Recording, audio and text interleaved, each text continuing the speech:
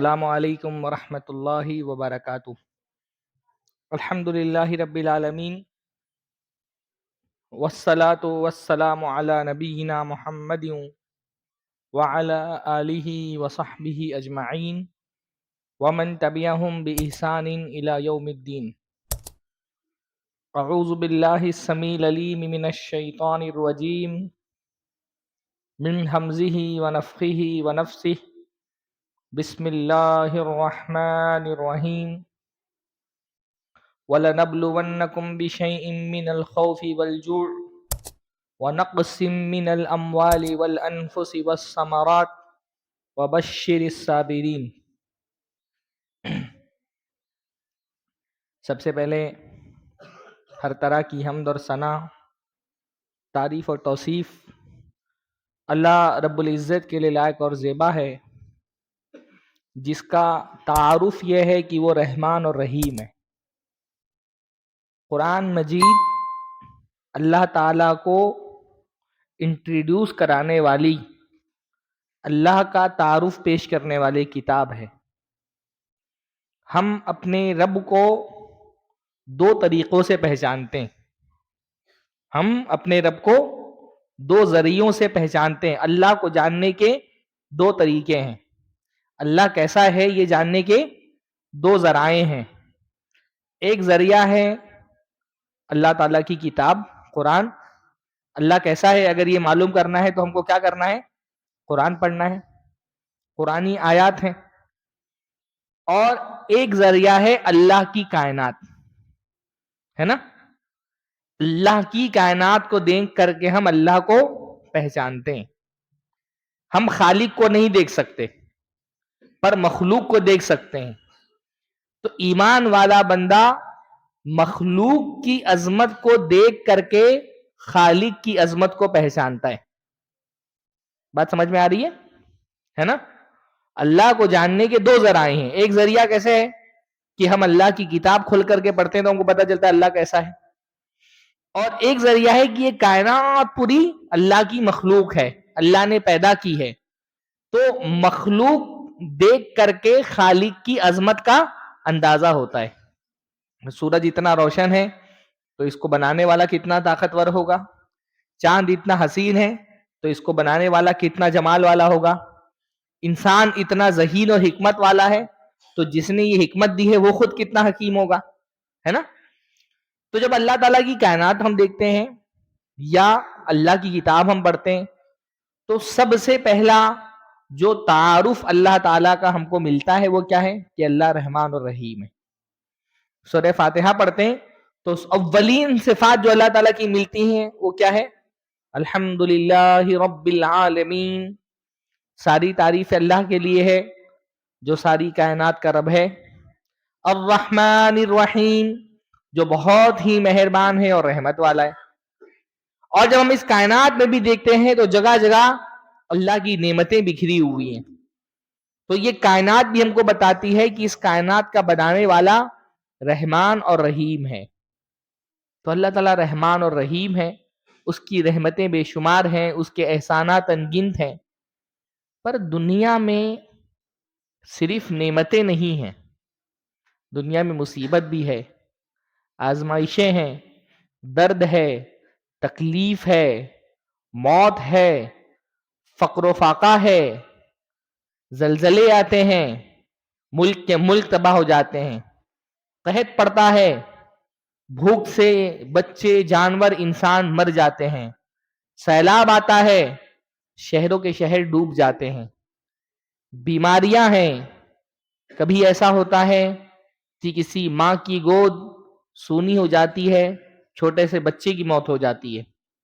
کبھی ایسا ہوتا ہے کسی بچے کے سر سے ماں باپ کا سایہ اڑ جاتا ہے۔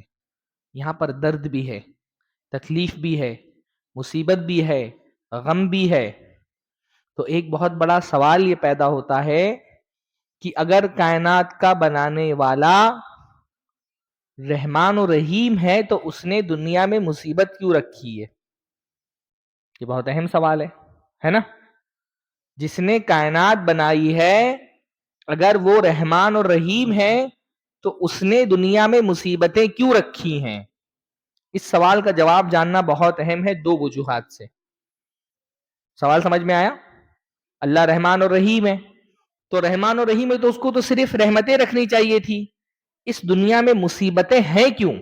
پریشانیاں کیوں ہیں؟ غم کیوں ہے؟ تکلیفیں کیوں ہیں؟ یہاں پر صرف نعمتیں ہی نعمتیں کیوں نہیں ہیں؟ اس کا جواب جاننا دو وجوہات سے ضروری ہے. پہلی وجہ یہ ہے کہ بھائی اللہ تعالیٰ نعمت دے تو ہم کو کیا کرنا ہے؟ ہاں، شکر کرنا ہے. یہ بہت آسان سی بات ہے. کوئی بھی آپ کے ساتھ احسان کرتا ہے آپ اس کے ساتھ کیا کرتے ہیں؟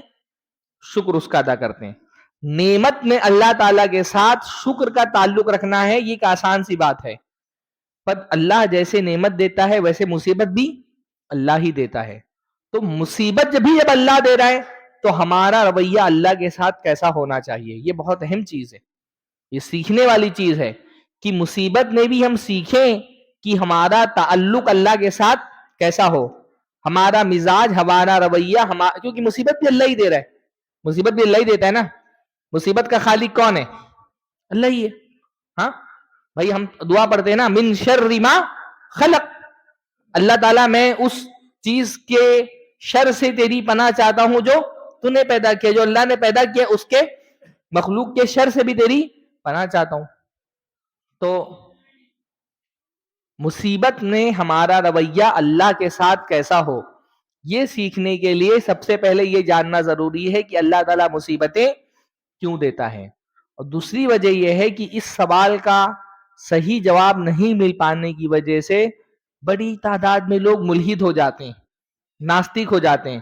وہ کہتے ہیں اگر خدا ہوتا تو سیلاب نہیں آتا، اگر کائنات کا کوئی خالق ہوتا تو زلزلے نہیں آتے، موت نہیں ہوتی، بیماریاں نہیں ہوتی، پریشانیاں نہیں ہوتی.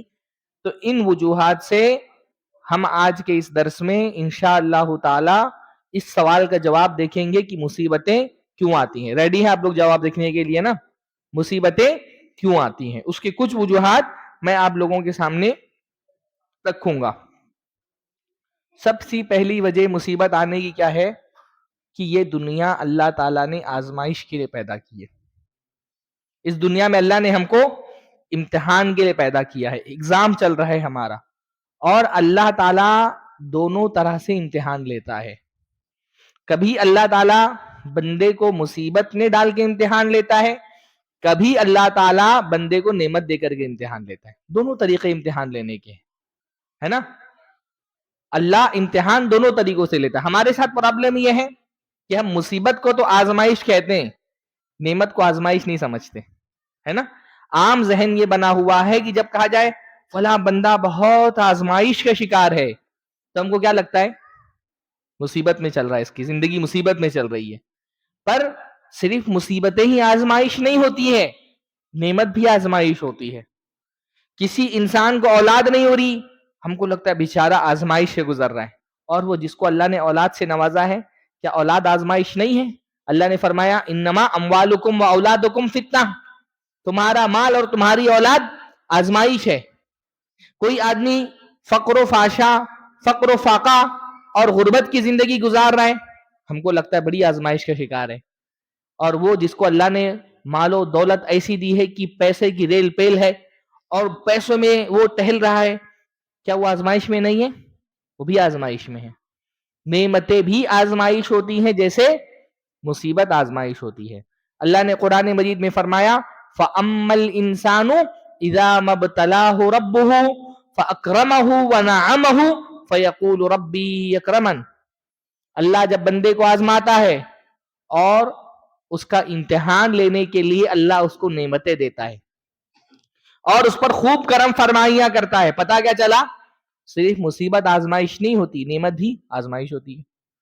اللہ جب بندے کو نعمت دیتا ہے تو اللہ آزما رہا ہوتا ہے کہ بندہ اس نعمت پر اللہ کا شکر ادا کرتا ہے یا اس نعمت کو پا کر کے گھمنڈ میں مبتلا ہو جاتا ہے. ہاں، جب بندہ نعمت پانے کے بعد اللہ کا شکریہ ادا کرنے کے بجائے گھمنڈ کرنے لگے، سوچے یہ نعمت میں نے اپنی طاقت سے کمائی ہے، یہ میری ذہانت سے میں نے پراپرٹی کھڑی کر دی، یہ میرا مال، یہ میرا کاروبار، یہ میرے زور بازو کا نتیجہ ہے، میری محنت کا نتیجہ ہے، میری ذہانت اور صلاحیت کی وجہ سے آج میں اس مقام پہ پہنچا ہوں، فیل ہو جاتا ہے وہ. ہاں، مال ملنے کے بعد، اولاد ملنے کے بعد، شہرت ملنے کے بعد، علم ملنے کے بعد، خوبصورتی ملنے کے بعد جب بندہ ان نعمتوں کو اپنی طاقت کا نتیجہ سمجھتا ہے تو وہ فیل ہو جاتا ہے.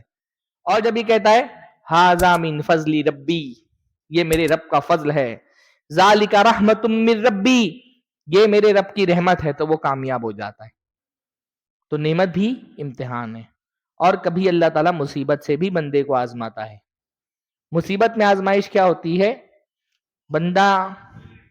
بندے کی آزمائش یہ ہے کہ حالات بدلنے سے اللہ کے ساتھ اس کا تعلق نہیں بدلنا چاہیے. اگر جو انسان اللہ کا سچا وفادار ہے، حالات بدلنے سے اس کے اللہ کے ساتھ تعلقات بدلنے نہیں چاہیے. اگر حالات بدلنے سے تعلقات بدل گئے تو وفاداری سچی نہیں تھی، تعلق مضبوط نہیں تھا. نہیں سمجھ رہے ہیں؟ اللہ تعالیٰ نے شادی کرا دی، بندہ اللہ کا شکریہ ادا کر رہا ہے خوب. 1 سال گزرا، اولاد نہیں ہو رہی ہے، دعائیں کی جا رہے 2 سال ہو گیا، 3 سال ہو گیا، 4 سال ہو گیا، اولاد ہو ہی نہیں رہی، خوب دعائیں کر رہے ہیں، 5 سال ہو گیا. اب دعاؤں سے مایوس ہو گیا. اب کیا ہوا؟ اب جا رہا ہے مزار پہ، فلاں مزار پہ جا رہے ہیں، چادر چڑھا رہے ہیں. کسی نے بول دیا فلاں بابا کے پاس جاؤ، وہاں سے اولاد ملتی ہے، ان کے سامنے جا کے سر جھکا رہے ہیں. کسی نے بولا فلاں جگہ جا کر کے دھاگا بندوا لو، اولاد ہو جائے گی، وہاں جا کر کے دھاگا بندوا رہے ہیں. کوئی بول رہا ہے فلاں قسم کی نیاز کر لو، اولاد ہو جائے گی، اس قسم کی نیاز کر رہا ہے. حتیٰ کہ کوئی بول رہا ہے فلاں چرچ میں چلے جاؤ، وہاں بھی چلا جاتا ہے. کوئی بولتا ہے فلاں مندر میں چلے جاؤ، وہاں بھی چلا جاتا ہے. فیل ہو گیا، ایگزام میں فیل ہو گیا. حالات بدلنے سے وفاداری اگر اللہ کے ساتھ سچی ہے تو حالات بدلنے سے تعلق نہیں بدلنا چاہیے. اللہ دیکھ رہا ہوتا ہے کہ بھائی یہ بندہ نعمتوں میں تو خوب اللہ تعالیٰ کا احسان مانتا تھا، جب اللہ نے نعمت کو مصیبت سے بدل دیا، مالداری کو فقیری سے بدل دیا، صحت کو مرض سے بدل دیا، اب یہ بندہ اللہ سے اپنا تعلق اگر مضبوط ہوگا تو اللہ کا در نہیں چھوڑے گا، غیر اللہ کی در پہ نہیں جائے گا، اللہ کی رحمت سے مایوس نہیں ہوگا، اللہ سے حسن ظن لگا کر کے رکھے گا، عبادتوں میں اور پابندی لے کر کے آ جائے گا، اللہ رب العالمین سے اس کا تعلق اور مضبوط ہو جائے گا. جب یہ معاملہ ہوتا ہے تو اللہ رب العالمین پھر بندے کو نجات دے دیتا ہے، کامیابی دے دیتا ہے، وہ اللہ کی طرف سے کیے گئے امتحان میں کامیاب ہو جاتا ہے. بھائی عام حالات میں ایمان کی دعوے داری کرنا آسان ہوتا ہے، مصیبت میں اس ایمان کو بچا کر کے رکھنا مشکل ہوتا ہے. عام حالت میں جب سکون ہی سکون ہے، نعمتیں ہی نعمتیں ہیں، کشادگی ہی کشادگی ہے، تو ایمان کا دعویٰ آسان ہوتا ہے. اصل یہ ہوتا ہے جب مصیبت آ جائے تو مصیبت کی آندھیوں میں ایمان کے چراغ کو بجھنے مت دو، یہ اصل امتحان ہوتا ہے. پریشانی آ جائے تو تمہارا تعلق اللہ سے اور مضبوط ہو جائے، اللہ رب العالمین کی تعریف، حمد اور عبادت جیسی نعمت کی حالت میں کر رہے تھے، مصیبت میں بھی کرتے رہو، تب تمہارا ایمان، یعنی فتنہ کہتے، امتحان کا مطلب ہوتا ہے فتنہ. فتنہ عربی میں امتحان کو کیا کہتے ہیں؟ فتنہ. فتنے کا مطلب کیا ہوتا ہے؟ فتنہ مطلب ہوتا ہے جلانا. ہاں، فتنہ مطلب ہوتا ہے آزمانا. عربی میں سونار کو دیکھا ہے آپ نے؟ سونار سونے کو خالص کرنے کے لیے کیا کرتا ہے؟ پیور سونا نکالنے کے لیے آگ جلا کر کے آگ کی بھٹی میں سونے کو تپاتا ہے. جب سونے کو تپایا جاتا ہے تو اصلی سونا اور اس کے اندر جو میٹل ویٹل ہوتا ہے وہ الگ ہو جاتا ہے. اصلی سونا الگ ہو جاتا ہے، میٹل الگ ہو جاتا ہے، امپیورٹیز اس کی نکل جاتی ہیں. تو اس سونے کو جلانے کے عمل کو عربی میں کہا جاتا ہے فتنۃ الذہب. فتنۃ الذہب، سونے کو آزمانا. تو عام حالت میں مومن منافق سب ملے ہوئے، ہاں، سب ایمان کی دعوے داری کر رہے ہیں، تو اللہ مصیبت ڈال کر کے خالص مومنین کو منافقوں سے الگ کر دیتا ہے. یہ خالص مومن ہے، مصیبت میں تو پتہ چلتا ہے نا خالص مومن کون تھے، منافق کون تھے. آزمائشوں میں تو منافق مومن سے الگ ہو جاتے ہیں. دیکھیے جب تک جہاد کی آیتیں نہیں اتری تھی منافقین آ کر کے اللہ کے نبی سے بار بار کہتے تھے کب تک ہم صبر کریں گے، اللہ تعالیٰ کوئی جہاد کی آیت کیوں نہیں نازل کر رہا، ہم کو ان مشرکوں سے لڑنا چاہیے، انہوں نے حدیں توڑ دی ہیں، ظلم و ستم کی انتہا کر دی ہے، کوئی آیت تو نازل ہو جس میں جہاد کا حکم دیا گیا ہو۔ ہاں لولا انزلت سورۃ ذکر فیہ القتال، ایسی سورت کیوں نہیں نازل ہو رہی جس میں جنگ کرنے کا حکم دیا گیا ہو، تو ہم بھی تلواریں لے کر کے نکلیں گے۔ بڑے بڑے دعوے کر رہے تھے، کب؟ جب تک کہ جہاد کی آیتیں نازل نہیں ہوئی تھی، اور جب اللہ تعالیٰ نے جہاد کا حکم دے دیا تو ان منافقین کی حالت کیا ہوئی؟ ینظرون الیک نظر المغشی، کیسے وہ قرآن کی آیت؟ ینظرون الیک نظر المغشی علیہ من الموت، ایسا دیکھ رہے ہیں آپ کو جیسا لگتا ہے ان کے اوپر موت کی غشی تاری ہے۔ عام حالت میں دعویٰ کرنا آسان ہوتا ہے، جب کر کے دکھانا ہوتا ہے تب پتا چلتا ہے کہ کون لوگ تھے جو اپنے دعوے میں ایمان کے سچے تھے۔ ہاں اللہ تعالیٰ نے فرمایا نا جب خوف کے حالات ہوتے ہیں تو یہ جو منافقین ہیں ان کی چاہت ہوتی کاش اس جنگ کی حالت میں مدینہ میں ہی نہیں ہوتے، ہاں کہیں باہر بیٹھ کر کے مسلمانوں کے حالات مل رہے ہوتے ہیں۔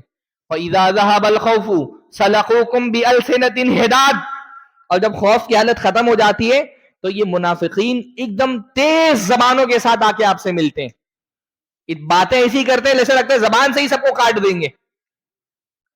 مشکل حالات میں پتا چلتا ہے کون مخلص ہے کون منافق ہے نا؟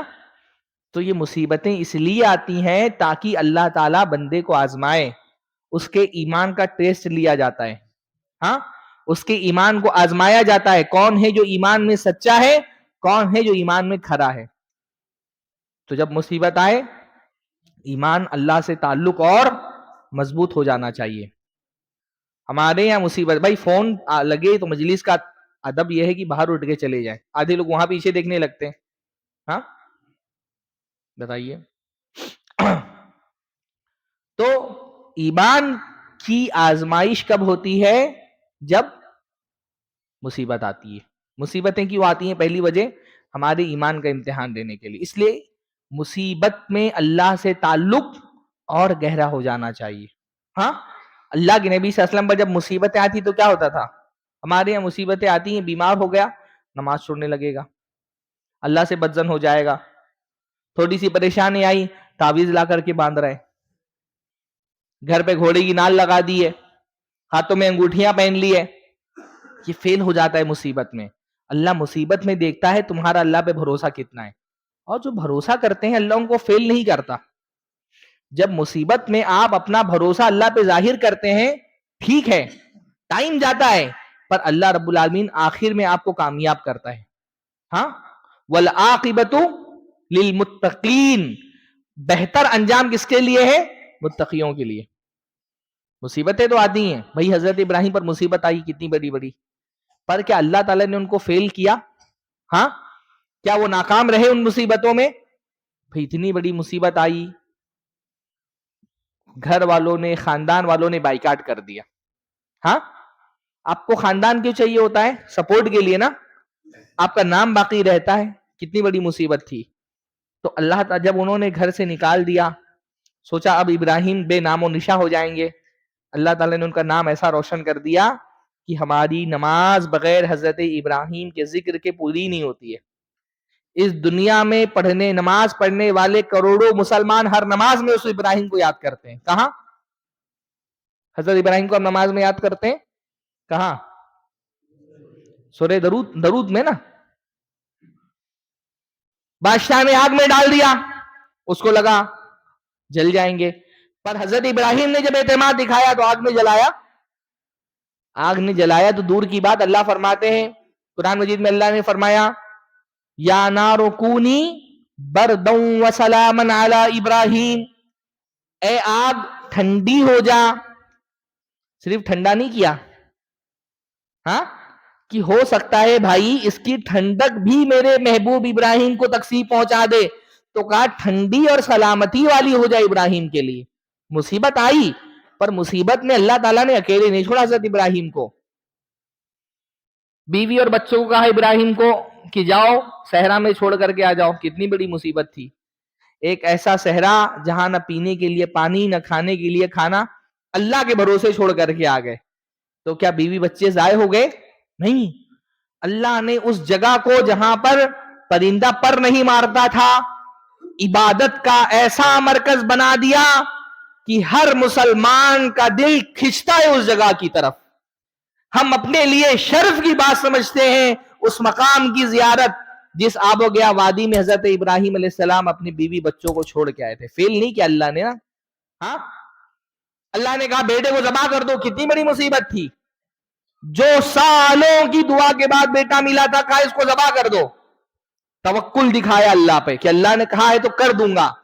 اللہ نے کیا بیٹے کی جان لے لی؟ بیٹے کی جان بھی بچائی, اس بیٹے کو نبی بنا دیا, ایک اور نبی دیا بیٹے کی شکل میں, اور اس بیٹے کے ذبح کرنے کے عمل کو قیامت تک کے آنے والوں کے لیے اسوہ بنا دیا کہ ہم سال میں ایک مرتبہ جب اپنے جانوروں کو ذبح کرتے ہیں اس عظیم نبی کی سنت کو یاد کرتے ہیں. ہمارے ممبروں پر ان کی خدمات اور قربانیوں کا تذکرہ ہوتا ہے. فیل نہیں کرتا اللہ. پریشانیاں آتی ہیں, مصیبتیں آتی ہیں, پر جب ہم ان مصیبتوں میں اللہ پر اپنا اعتماد ظاہر کرتے ہیں تو اللہ بہترین انجام کرتا ہے. حضرت ہاجر کیا ہی پیاری خاتون ہے, کتنا اللہ پہ بھروسہ ہے. ہاں, شوہر چھوڑ کر کے جا رہے, ایسی جگہ پر کھانے کے لیے کھانا بھی نہیں ہے, بچے کو کیا پلائیں گے, سایہ نہیں ہے, پریشان ہے. صرف اتنا پوچھتی ہیں کیا اللہ نے تمہیں اس کا حکم دیا ہے؟ حضرت ابراہیم نے کہا اللہ نے مجھے حکم دیا ہے. فوراً کیا کہتی ہیں؟ اذن لا یضیعنا, تب اللہ ہم کو ضائع نہیں کرے گا. اگر اللہ کے حکم سے چھوڑ کر کے جا رہے ہو تو اللہ ہم کو ضائع نہیں کرنے والا ہے. ایسا بھروسہ اللہ پہ. بچہ پیاسا ہے, پانی کے لیے پیر مار رہا ہے. اچھا, بھروسے کا یہ مطلب نہیں ہوتا ہے کہ مجھے اللہ پہ بہت بھروسہ ہے, ہاتھ پہ ہاتھ دھرے بیٹھے ہوئے گھر میں, کیا آسمان سے رزق اترے گا.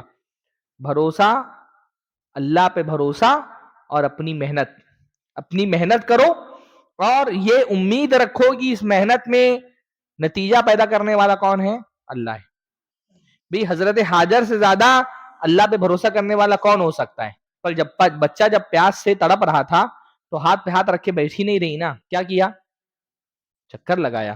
صفا سے مروہ گئیں, مروہ سے صفا آئیں, صفا سے مروہ گئیں, مروہ سے صفا آئیں, 7 چکر لگائے. اتنا مشکل. آج تو زمانے میں ساری سہولتیں, اس زمانے میں تو پہاڑیاں ہی پہاڑیاں تھیں. کیسا چکر انہوں نے لگایا ہوگا.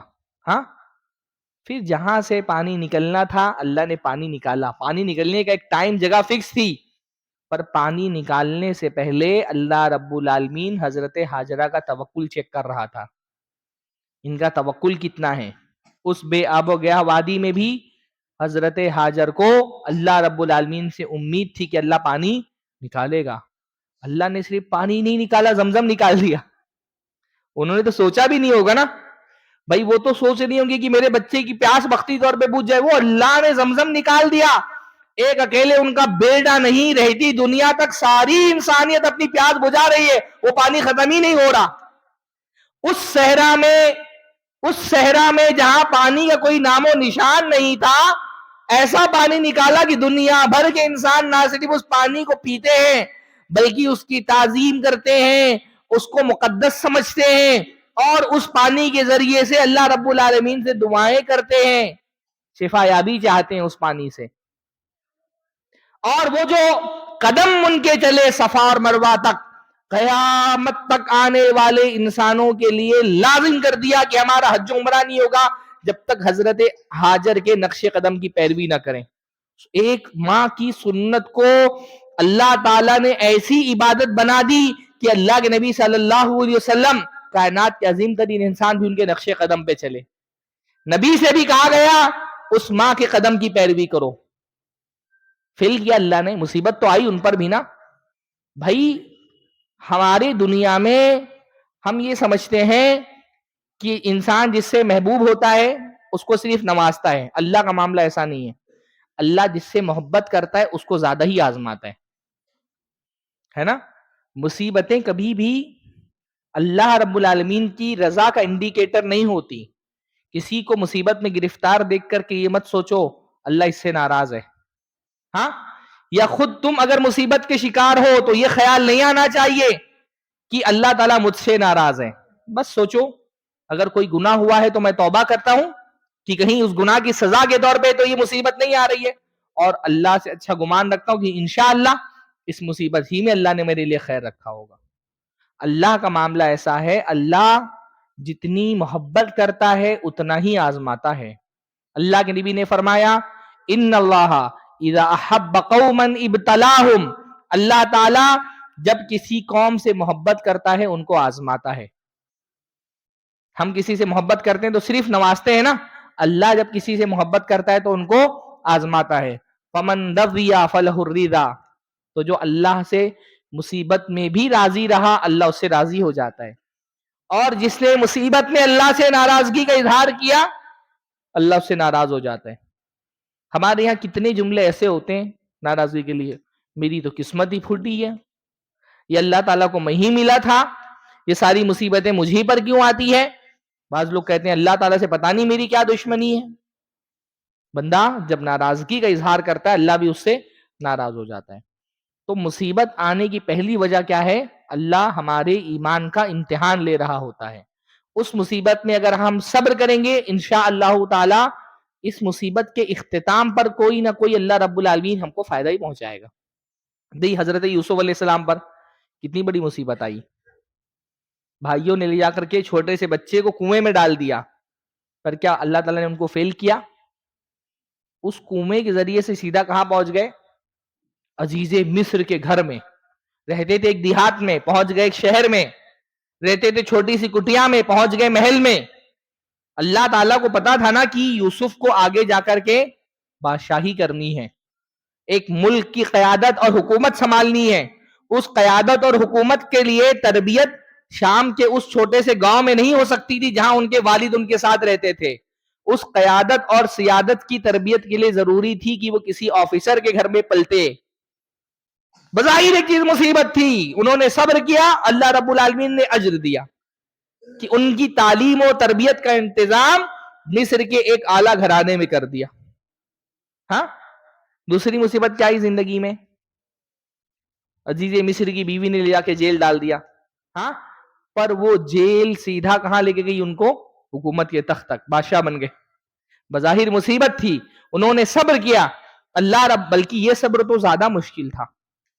بھائی جب چھوٹے بچے تھے بھائیوں نے ڈال دیا کنویں میں، مزاحمت نہیں کر سکتے تھے پر جیل میں جانے سے بچ سکتے تھے نا. عزیز مصر کی بیوی کی بات مان لاتے بچ جاتے، پر نہیں، انہوں نے اختیاری صبر کیا کہ میں گناہ نہیں کروں گا، جیل میں چلا جاؤں گا چلے گا، اور گئے جیل میں، پر وہ جیل کی سیڑھیاں ان کو حکومت کے تخت تک لے کر کے گئیں. تو بندہ جب صبر کرتا ہے اللہ فیل نہیں کرتا. مصیبتیں وقتی ہوتی ہیں، اللہ رب العالمین اختتام میں انجام بہتر کرتا ہے ان لوگوں کا جو صبر کرنے والے. تو مصیبت آنے کی پہلی وجہ کیا ہے؟ کہ اللہ رب العالمین ہمارے ایمان کا، ہماری وفاداری کا امتحان لیتا ہے. مصیبت آنے کی دوسری وجہ یہ ہے کہ اللہ مصیبتوں کے ذریعے سے ہم کو ہماری اوقات یاد دلاتا ہے. ہاں، ہم کو ہماری اوقات یاد دلاتا ہے. انسان بعض مرتبہ ترقی کے نشے میں ایسا چور رہتا ہے کہ وہ بھول جاتا ہے کہ وہ بندہ ہے اور اس کا ایک خدا ہے، وہ محتاج ہے، بے بس ہے.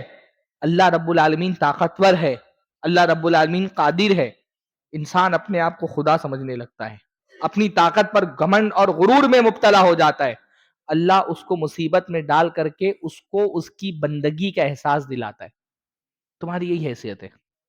ہاں، انسان بیمار ہوتا ہے نا، بیمار جب ہوتا ہے انسان، ادھر دیکھیے، بیمار جب ہوتا ہے انسان، آپ نے دیکھا، میں ایسے بہت پیسے والوں کو جانتا ہوں، بیمار ہو گئے، کوئی ایسی بیماری آ گئی جو اس بیماری کا دنیا میں کوئی علاج نہیں، موت کے بستر پہ پڑے ہوئے ہیں، ڈاکٹر سے بول رہے ہیں آپ پیسہ بولو کتنا لگے گا، پیسے کی فکر مت کرو، بس میری جان بچا لو. تو ڈاکٹر ہاتھ اٹھا دیتے، ہمارے بس میں نہیں رہ گیا. تب انسان کو پتا چلتا ہے پیسہ کچھ نہیں ہے. ہاں، فلولا اذا بلغت الحلقوم وانتم حينئذ تنظرون. ایسا کیوں نہیں ہوتا؟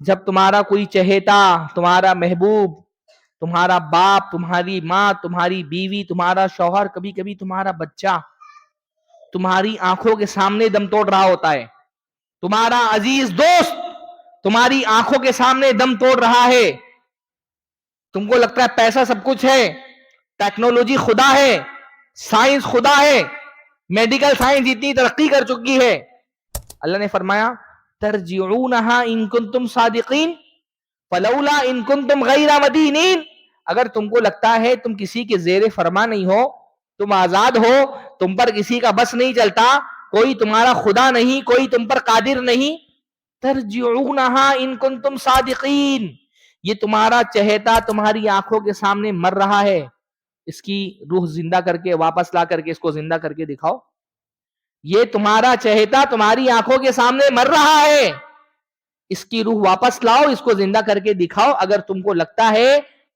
کہ تمہارے پر کسی کا بس نہیں چلتا۔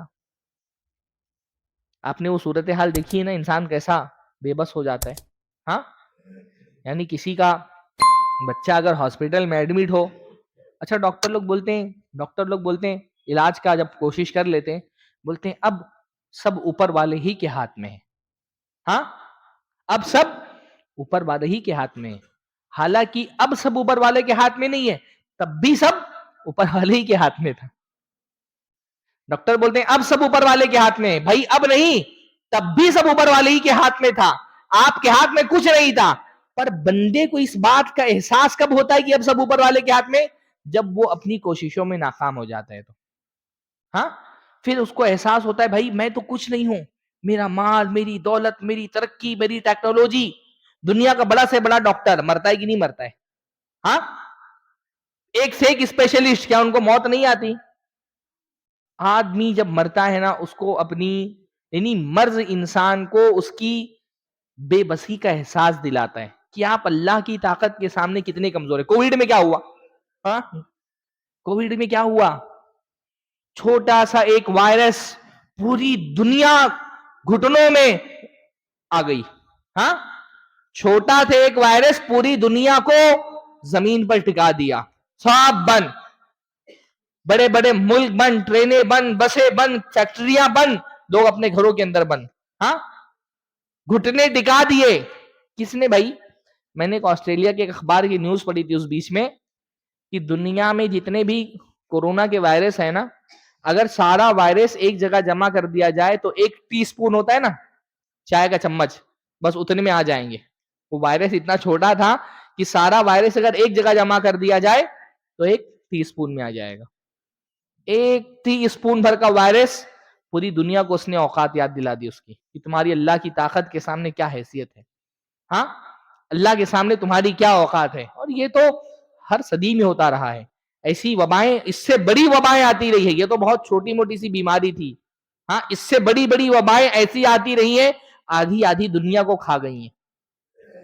تو انسان کو اس کی اوقات یاد آ جاتی ہے، بڑا سے بڑا سرکش جب مصیبت میں مبتلا ہوتا ہے اس کو اللہ یاد آتا ہے، ہاں، یہ مصیبتیں اس لیے بھی آتی ہیں، تیسرا جواب، یہ مصیبتیں اس لیے بھی آتی ہیں تاکہ بندے کو اللہ سے قریب کر دیں، ہے نا؟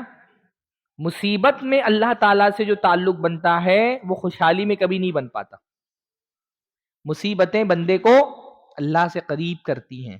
مطلب آپ تصور کریں ایک بندے کا بیٹا ہاسپٹل میں ایڈمٹ ہے، آئی سی یو میں ہے، این آئی سی یو میں ہے، ڈاکٹروں نے جواب دے دیا ہے، وہ بیچارہ جب ڈاکٹروں سے مایوس ہوتا ہے تو اللہ کے پاس آتا ہے۔ یہ بڑا مسئلہ ہے کہ ہم جب دنیا سے مایوس ہوتے ہیں تو اللہ کے پاس آتے ہیں، حالانکہ ایمان والا بندہ اس کی لو اس کو ہمیشہ اللہ سے لگا کے رکھنا چاہیے، جان دینا، زندگی بچانا اللہ تعالیٰ کے ہاتھ میں، ہمیشہ ڈاکٹر کے ہاتھ میں کبھی نہیں ہوتا۔ ہمارے یہاں جو جملہ بولتے ہیں نا کہ ڈاکٹر صاحب میرے بچے کی جان تو آپ ہی کے ہاتھ میں، جان صرف اللہ کے ہاتھ میں ہوتی ہے، ڈاکٹر صرف ایک سبب ہے، ایک وسیلہ ہے، اس وسیلے میں نتیجہ اسی وقت پیدا ہوگا، اس سبب میں ثمرہ اسی وقت پیدا ہوگا جب اللہ رب العالمین اس وسیلے میں اثرات ڈالے گا۔ پر جب ہم سب جگہ، یہ بری بات بھی نہیں ہے بھائی، اچھی بات تو یہ کہ ہمیشہ اللہ پہ توکل ہو، لیکن ٹھیک ہے، یہ بھی ایک درجہ ہے کہ جب ہر جگہ سے مایوس ہو جائے تو کم سے کم اللہ کے پاس آئے. پھر وہ جب اللہ کے پاس آتا ہے، روتا ہے، گر گراتا ہے، اس وقت جب وہ سجدے میں جا کر کے اپنے بچے کی جان مانگ رہا ہوتا ہے، ویسا سجدہ کبھی زندگی میں نصیب ہوگا اس کو؟ ہاں، وہ جو مصیبت کی حالت میں سجدہ ہوتا ہے نا، سارا خشوع خضوع آنکھوں سے اپنے سجدے کو بھگو دیتا ہے، وہ سجدہ عام حالت میں نصیب نہیں ہوگا. مصیبت میں جو تعلق بنتا ہے نا، وہ نعمتوں میں نہیں بنتا. اس لیے حضرت امام ابن تیمیہ رحمہ اللہ نے ایک جگہ فرمایا، وہ مصیبت جو تم کو اللہ سے قریب کر دے اس نعمت سے بہتر ہے جو تم کو اللہ سے غافل کر دیتی ہے. نہیں سمجھے؟ ہاں، وہ مصیبت جو تم کو اللہ سے قریب کر دے اس نعمت سے بہتر ہے جو تم کو اللہ سے غافل کر دیتی ہے. نعمتیں اللہ سے غافل کر دیتی ہیں. بعض مرتبہ اللہ مصیبت ڈال کر کے بندے کو اپنے قریب کر لیتا ہے. بھئی مصیبت میں بڑے سے بڑے متکبر کی اینٹ نکل جاتی ہے نا. فرعون جیسا متکبر، وہ بھی جب پانی میں ڈوبنے لگا تو کیا کہا؟ میں اللہ پہ ایمان لاتا ہوں. مشرکین جیسے بت پرست مکہ کے، جب ان کی کشتی بھی بھور میں پھنستی تھی تو کیا کرتے تھے؟ دعوا اللہ مخلصین لہ الدین، خالص اللہ کو پکارتے تھے، اللہ کے علاوہ سارے معبود بھول جاتے تھے. یہ ہمارے زمانے کا قبر پرست ہے، اس کی کشتی بھی پھنستی ہے تو بولتا ہے یا چشتی کار پار لگا دے کشتی. ہاں، یہ ان مشرکوں سے بھی بدتر ہے. کم سے کم بھائی وہ مشرک مصیبت میں تو اللہ کو پکارتے تھے، یہ تو بڑی سے بڑی مصیبت ہو اس کا نعرہ یا علی المددی ہوتا ہے، یہ یا اللہ المدد کا نعرہ کبھی نہیں لگاتا ہے. ہاں، تو مصیبتیں اس لیے بھی آتی ہیں تاکہ ہم کو اللہ تعالیٰ سے قریب کر دیں. کبھی کبھی اللہ تعالیٰ مصیبتیں گناہوں کے عذاب کی حیثیت سے بھی بھیجتا ہے. ٹائم ختم ہوگا تو مجھے اشارہ کر دیجیے گا. کبھی کبھی مصیبتیں آتی ہیں اللہ کا عذاب بن کر کے، چھوٹا عذاب. اللہ تعالیٰ جب بندہ خوشحالی میں، نعمت میں اللہ رب العالمین کو بھول جاتا ہے، اللہ رب العالمین اس کو چھوٹا عذاب دے کر کے جگاتا ہے. کبھی کبھی مصیبتیں اللہ کی طرف سے تنبیہ ہوتی ہے، وارننگ ہوتی ہے کہ اس سے پہلے کہ اللہ کی پکڑ آئے، اس سے پہلے کہ اللہ بڑا عذاب بھیجے، اس چھوٹی سی مصیبت سے تمہاری آنکھ کھل جانی چاہیے. وَلَنُذِيقَنَّهُمْ مِنَ الْعَذَابِ الْأَدْنَى دُونَ الْعَذَابِ الْأَكْبَرِ لَعَلَّهُمْ يَرْجِعُونَ. اور ہم کو چھوٹی چھوٹی مصیبتوں میں مبتلا کرتے ہیں، چھوٹے چھوٹے عذاب دیتے ہیں. کیوں؟ تاکہ بڑا عذاب آنے سے پہلے وہ اللہ کے پاس واپس لوٹ آئیں.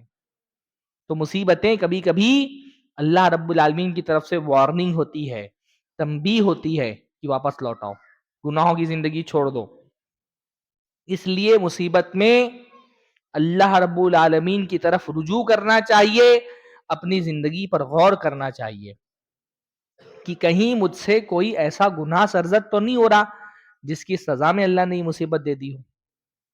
جیسے بہت سارے گناہ ایسے ہوتے ہیں نا جن کی کچھ نہ کچھ سزا اللہ تعالیٰ بندے کو دنیا میں دے دیتا ہے. جیسے اللہ کے نبی نے فرمایا 2 گناہ ایسے ہیں جن کی کچھ نہ کچھ سزا اللہ تعالیٰ بندے کو دنیا میں دے دیتا ہے اور آخرت میں جو اس کی سزا ہے وہ تو اپنی جگہ پر ہے. پہلا قطع رحمی، رشتہ توڑنا. دوسرا ظلم. یہ 2 گناہ ایسے ہیں جن کی سزا کچھ نہ کچھ اللہ تعالیٰ دنیا میں دے دیتا ہے اور آخرت میں جو سزا ہے وہ تو اپنی جگہ پر ہے. تو کبھی کبھی مصیبتیں اللہ تعالیٰ کا عذاب ہوتی ہیں، کبھی کبھی مصیبتیں اللہ کی نعمت ہوتی ہیں. ہم اس کو مصیبت سمجھ رہے ہوتے، وہ اللہ تعالیٰ کی نعمت ہوتی ہیں، ہم کو بعد میں پتا چلتا ہے. یا کبھی کبھی ہو سکتا ہے دنیا میں پتا ہی نہ چلے، ہو سکتا ہے آخرت میں جا کے پتا چلے کہ یہ مصیبت میرے لیے مصیبت نہیں تھی بلکہ اللہ کی نعمت تھی. بھئی جیسے مثالیں میں نے بتائی نا، حضرت یوسف کے لیے بظاہر مصیبت تھی پر اللہ تعالیٰ نے وہ نعمت ہی رکھی تھی ان پہ. ہاں، حضرت خضر علیہ السلام نے کیا کیا تھا؟ کشتی توڑ دی تھی ایک بندے کی، ہے نا. اب غریب آدمی کی کشتی ٹوٹ گئی تو اس کے لیے تو مصیبت ہی ہے. ہاں، بظاہر اس کے لیے مصیبت تھی پر اللہ نے غیب پر کے پردے اٹھا کر کے دکھایا کہ بظاہر یہ بندہ جس کو مصیبت سمجھ رہا تھا یہ تو اس کے لیے نعمت تھی. وہ کشتی نہیں ٹوٹتی تو کشتی وہ بادشاہ غصب کر لیتا، اپنے قبضے میں لے لیتا. اس آدمی کا سوچئے جس کے بچے کو حضرت خضر نے قتل کر دیا تھا، کتنی بڑی مصیبت رہی ہوگی اس کے لیے. بچے کی موت سے بڑا کوئی غم ہوتا ہے؟ انسان کے کندھے پر اپنے بچے کے جنازے سے بڑا کوئی بوجھ نہیں ہوتا. بظاہر تو اس کے لیے بہت بڑی مصیبت تھی، پر اللہ نے اسی مصیبت میں ان کے لیے خیر رکھا تھا نا، وہ نعمت تھی ان کے لیے. اللہ تعالیٰ نے کیا فرمایا؟ فَأَمَّا الْغُلَامُ فَأَبْوَاهُ مُؤْمِنَيْنِ فَخَشِينَا أَن يُرْهِقَهُمَا طُغْيَانًا وَكُفْرًا. وہ دونوں، وہ جو لڑکا تھا اس کے ماں باپ ایمان والے تھے. یہ بچہ اگر زندہ رہتا تو ماں باپ کو کفر و سرکشی کے فتنے میں مبتلا کر دیتا. اللہ تعالیٰ چاہتا تھا اس بچے کے بدلے میں اللہ ایک بہتر اولاد عطا فرمائے. تو مصیبتیں بعض مرتبہ نعمتیں ہوتی ہیں. بعض مرتبہ کہیں رشتہ لگ رہا تھا، نہیں ہو پایا. کوئی کاروبار کی ڈیل ہو رہی تھی، کینسل ہو گئی. کوئی نوکری ملنے والی تھی، نہیں ملی. کوئی نوکری مل گئی تھی، چھوٹ گئی. ہم کو لگتا ہے یہ مصیبت ہے. اللہ جانتا ہے کہ یہ ہمارے حق میں بہتر نہیں تھا. اس لیے دعاؤں میں اللہ تعالیٰ سے پرٹیکولر چیز مانگنے کے بجائے خیر مانگنا چاہیے کہ اللہ خیر ہے تو مل جائے، نہیں ہے تو چھوٹ جائے. ہاں، کبھی کبھی ایسا ہوتا ہے نا، دنیا میں پتہ ہی نہیں چلتا کیا خیر ہے اس کے اندر. کبھی کبھی ایسا ہوتا ہے کہ دنیا میں مصیبت ملی اور سمجھ میں نہیں آیا کہ اس مصیبت میں کیا بھلائی تھی. ہو سکتا ہے اس مصیبت کا فائدہ آخرت میں ملے. ہاں، ہو سکتا ہے اس مصیبت کا فائدہ اللہ آخرت میں دے گا. کیسے دے گا؟ جنت میں درجات بلند کر کے، گناہوں کو معاف کر کے. ایمان والے بندے کو ایک کانٹا بھی چبھتا ہے اگر، تو اللہ کے نبی نے فرمایا اس کانٹے کے بدلے میں بھی اس کو ثواب ملتا ہے.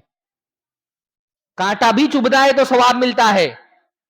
اور کتنا ثواب ملتا ہے حدیث کے اندر آتا ہے، قیامت کے دن جب اللہ رب العالمین بندوں کو جمع کرے گا تو مصیبت والوں کو عافیت والوں سے الگ کر دیا جائے گا. جن کو بڑی بڑی مصیبتیں آئیں ان کو الگ، اور جن کو مصیبتیں نہیں آئی وہ الگ. پھر مصیبت والوں کو ان کی مصیبت کے حساب سے اجر دیا جائے گا. ہاں، جتنی بڑی مصیبت اتنا ہی بڑا اجر. ان عزم الجزائی ما عزم البلائی. جتنی بڑی مصیبت ہوتی ہے اتنا ہی بڑا اجر ملتا ہے. یہ بندہ ہے، اس کے اولاد کی موت ہو گئی تھی، صبر کیا تھا، اس کو اس کا اجر. اس کے لیے گھر ہی مل گیا، ایک بیت الحمد الگ سے اس کے لیے بنا دیا گیا جنت میں، اسپیشل فلائٹ دیا گیا ہے اس کو، اسپیشل محل دیا گیا ہے. ہاں، یہ فقر و فاقہ کی زندگی گزار کے آیا ہے، اس کو فقر و فاقہ کے بدلے اجر مل رہا ہے. اس کو بہت بیماریاں تھی دنیا کے اندر، صبر کرتا تھا، اس کو بیماریوں کے بدلے اجر مل رہا ہے.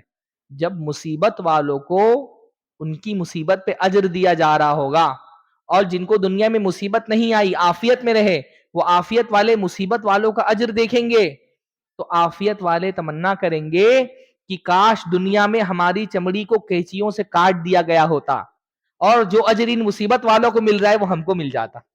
ہاں، دنیا میں مصیبت کی تمنا نہیں کرنا چاہیے. ہاں، دنیا میں تو اللہ سے عافیت ہی مانگنا چاہیے، کیونکہ ہم کو کیا پتا بھائی مصیبت آئے گی تو ہم استقامت پر رہ پائیں گے کہ نہیں رہ پائیں گے. تو دنیا میں مصیبت نہیں مانگنی چاہیے، دنیا میں اللہ سے عافیت ہی مانگنی چاہیے.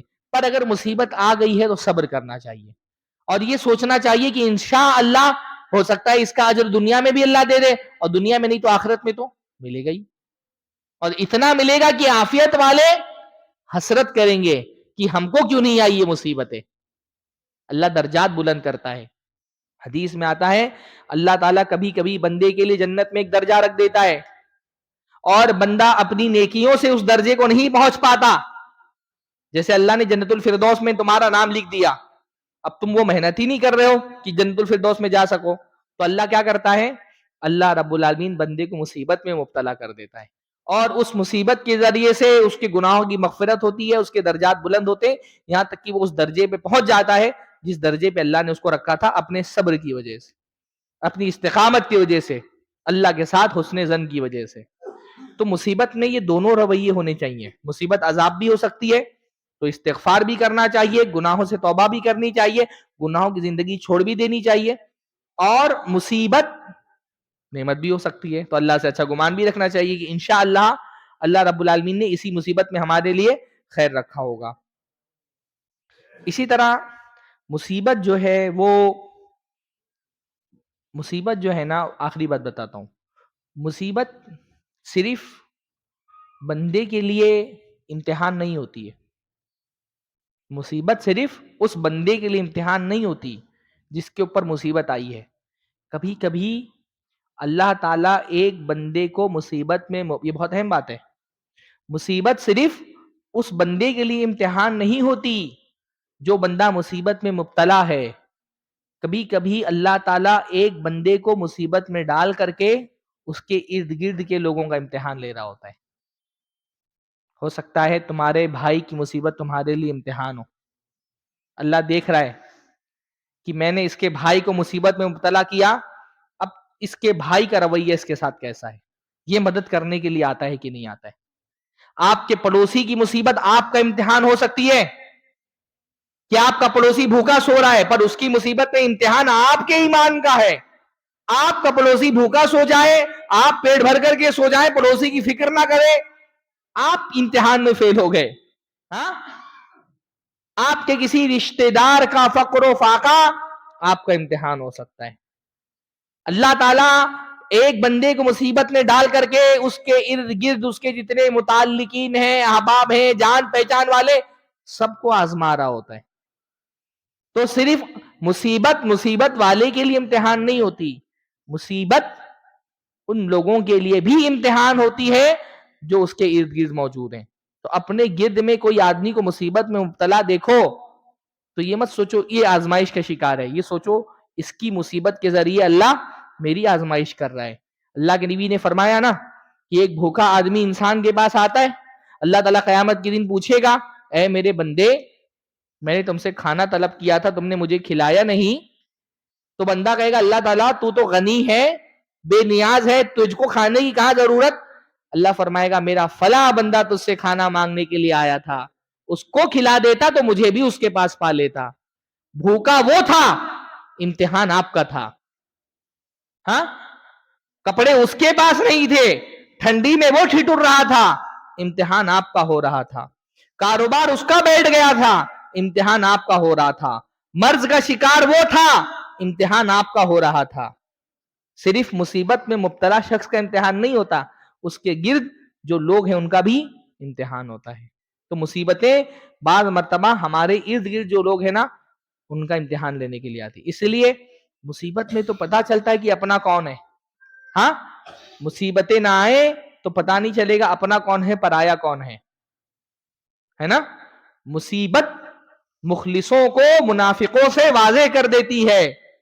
مصیبت آتی ہے تو پتا چلتا ہے کہ بھائی یہ اپنا تھا. شاباشی میں پیٹھ تھپتھپانے والا ہاتھ اپنا نہیں ہوتا، مصیبتوں میں آگے بڑھ کر کے مدد کرنے والا ہاتھ اپنا ہوتا ہے. شاباشی میں تھپتھپانے والے ہاتھ بہت مل جاتے ہیں، مصیبت میں سہارا دینے والا ہاتھ نہیں ملتا. آپ کا مخلص وہ ہے جس نے مصیبت میں ہاتھ بڑھا کر کے آپ کو سہارا دیا. شاباشی دینا، کامیاب آدمی کو شاباشی دینے والے بہت لوگ ہو جاتے ہیں. آدمی کامیاب ہو جائے تو دور کے رشتہ دار بھی بتا دیں میرا رشتہ دار ہے. ہاں، ناکامی میں، مصیبت میں، پریشانی میں جو آپ کا سہارا بنتا ہے نا وہ آپ کا مخلص ہے، آپ کا سچا دوست ہے، جو پریشانی میں آپ کے کام آیا، مشکل میں آپ کا ساتھ دیا. بعض مرتبہ ہوتا ہے جس کو ہم اپنا سمجھ رہے ہوتے ہیں وہ مصیبت میں ہنس رہا ہوتا ہے. جن کو ہم اپنا دوست سمجھتے تھے، اپنا مخلص سمجھتے تھے، ہماری مصیبت پہ ہمارا مذاق اڑاتا ہے. انسان مصیبت میں سہارا دینے والوں کو بھول جاتا ہے پر مصیبت میں ہنسنے والوں کو نہیں بھولتا. کسی کی مصیبت پہ ہنسیے گا نہیں کبھی. آ رہی یہ بات سمجھ میں؟ انسان مصیبت میں سہارا دینے والوں کو بھول جاتا ہے پر اس کی مصیبت پر جو ہنس رہے تھے نا ان کو کبھی نہیں بھولتا.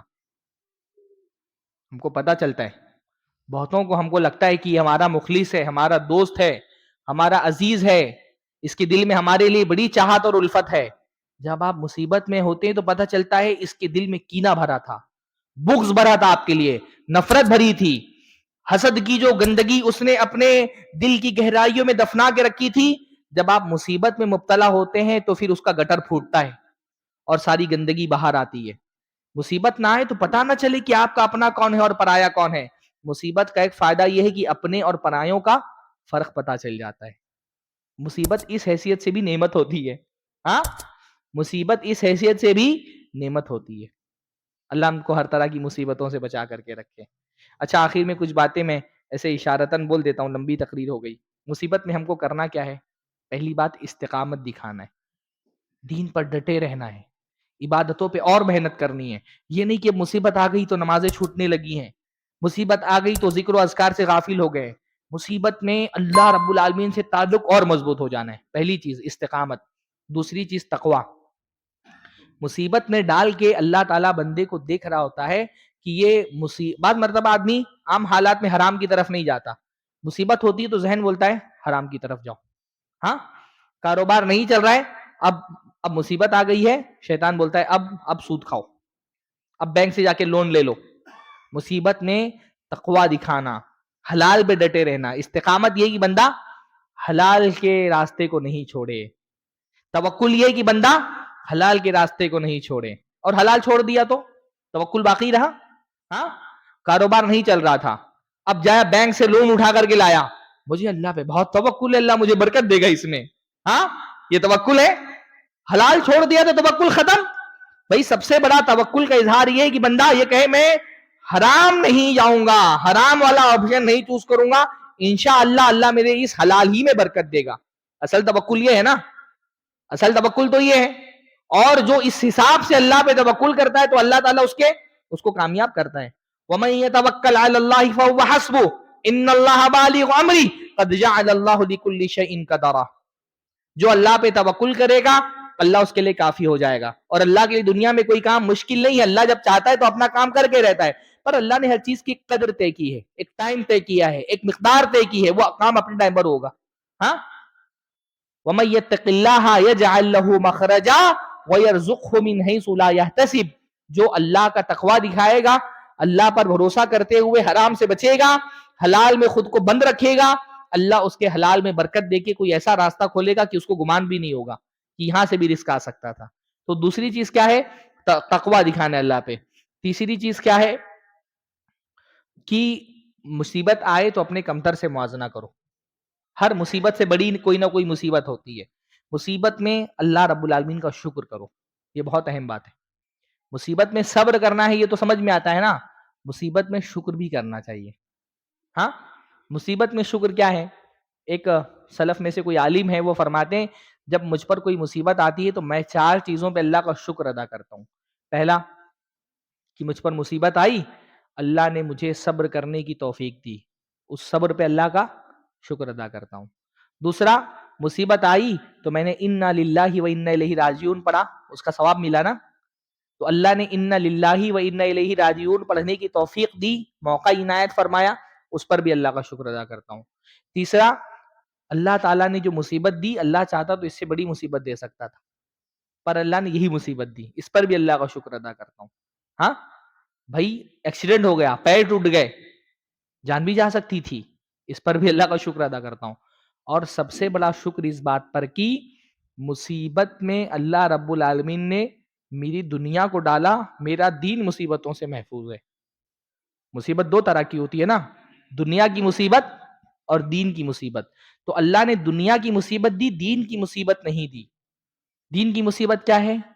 کہ بندہ کسی کفر کے فتنے کا شکار ہو جائے، بدعت میں مبتلا ہو جائے، نافرمانی لگے، گناہ کرنے لگے، تو یہ دین کی مصیبت ہے.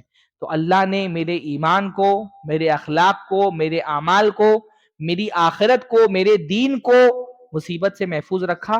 جو مصیبت آئی ہے، دنیا کی مصیبت آئی ہے، دنیا کی مصیبت دنیا کے ساتھ ختم ہو جائے گی، کتنی بھی بڑی ہو. اگر دین کی مصیبت آتی تو موت کے بعد بھی اس کا پریشانی باقی رہتی. تو اللہ نے مجھے دنیا کی مصیبت میں مبتلا کیا، دین کی مصیبت میں مبتلا نہیں کیا، اس پر بھی میں اللہ کا شکر ادا کرتا ہوں. تو ایک صبر تو ایک درجہ ہی ہے، مصیبت میں صبر تو ایک درجہ ہی ہے، اس سے بھی بڑا درجہ کیا ہے؟ مصیبت میں شکر. حدیث میں آتا ہے نا، آخری بات، بار بار آخری بات بول کر کے بڑھاتے جا رہا ہوں میں، آخری بات بولتا ہوں. مصیبت میں صبر تو ایک لیول ہی ہے، اس سے بڑا لیول کیا ہے؟ مصیبت میں شکر. حدیث میں آتا ہے کہ اللہ رب العالمین جب کسی بندے کے بچے کی روح قبض کرنے کے لیے فرشتوں کو بھیجتا ہے، اور فرشتے وہ روح قبض کر کے لے کر کے جاتے ہیں اللہ رب العالمین کے پاس. اللہ اپنے بندے سے بہت محبت کرتا ہے، تو اللہ فرشتوں سے پوچھتا ہے اخذتم ولد عبدی، تم نے میرے بندے کے بچے کی روح قبض کر لی؟ فرشتے کہتے ہیں نعم، ہاں اللہ تعالیٰ۔ اللہ تعالیٰ پوچھتا ہے کہ قبضتم ثمرۃ فوادی، اس کے جگر کے ٹکڑے کو اس سے چھین لیا، اس کی راحت و سکون کی اس کو جدا کر دیا؟ فرشتے کہتے ہیں ہاں اللہ۔ اللہ پوچھتا ہے ماذا قال عبدی، میرے بندے نے کیا کہا؟ اللہ کو پتا ہے نا کیا کہا، پر بھائی یہ اللہ کی محبت ہے، اللہ ایسے بندے کا ذکر کرنا، ذکر کر کے اس کی فضیلت بلند کر رہا ہے، اللہ کے ہاں اس کا مقام بلند کر رہا ہے۔ اللہ ایسے بندے کا ذکر کر کے اس کا مقام بلند کرتا ہے۔ اللہ پوچھتا ہے ماذا قال عبدی، یہ عبدی میں بڑا پیار ہے، میرا بندہ، ہاں ماذا قال عبدی، میرے بندے نے کیا کہا؟ فرشتے کہتے ہیں حمیدک واسترجع، اللہ اس نے الحمدللہ کہا، انا للہ و انا الیہ راجعون پڑھا۔ بھائی بچے کی موت ہو گئی ہے پر بندہ کیا کہہ رہا ہے؟ الحمدللہ۔ اللہ تو نے اولاد دی تھی تو بھی تعریف تیرے لیے تھی، یہ بچہ پیدا ہوا تھا تب بھی میں نے الحمدللہ کہا تھا، اور اللہ تو نے یہ اولاد چھین لی تو بھی تعریف تیرے لیے، الحمدللہ، ساری تعریف اللہ کے لیے۔ اللہ تعالیٰ کہتا ہے ابنوا لعبدی بیتا فی الجنہ، میرے اس بندے کے لیے جنت میں ایک اسپیشل گھر بناؤ، وسموہ بیت الحمد، اور اس گھر کا خاص نام رکھو بیت الحمد، کہ یہ بندہ اللہ نے اولاد دی تو الحمدللہ کہا، اولاد دی تو الحمدللہ کہنے والے بہت ہیں، پر اللہ تعالیٰ نے چھین لیا تو بھی بندہ کہہ رہا ہے الحمدللہ۔ اللہ تو دے تو بھی ہم تیرے لیے، تعریف تیرے لیے، شکر تیرے لیے، اللہ تو چھین لے تو بھی ہم تیرے لیے، تعریف تیرے لیے، شکر تیرا ہی ہے، الحمدللہ علی کل حال۔ تو یہ اونچا درجہ ہے۔ مصیبت پہ صبر کرنے والے بہت ہیں، پر ایک اعلیٰ درجہ کیا ہے کہ بندہ مصیبت پہ شکر ادا کرے، اللہ کا شکر کا دامن نہیں چھوٹا۔ اللہ تو دے تو بھی شکر تیرے لیے، تو نہیں دے تو بھی شکر تیرے لیے، تو کھلائے تو بھی ہم تیرے لیے، تو بھوکا رکھے تو بھی ہم تیرے لیے، تو صحت کی حالت میں رکھے تو بھی ہم تیرے لیے، اللہ تعالیٰ تو صحت چھین لے، مرض میں مبتلا کر دے تو بھی ہم تیرے لیے، اللہ تو عزت دے تو بھی ہم تیرے لیے، تو ذلت دے دے تو بھی ہم تیرے لیے، ہم صرف تیرے لیے۔ یہ اعلیٰ درجہ ہے شکر کا، مصیبت میں صبر کرنا ہے اور اس کے ساتھ شکر کرنا ہے۔ اللہ ہم کو اس اعلیٰ درجے پہ فائز ہونے کی توفیق نصیب فرمائے۔ وآخر دعوانا الحمدللہ رب العالمین۔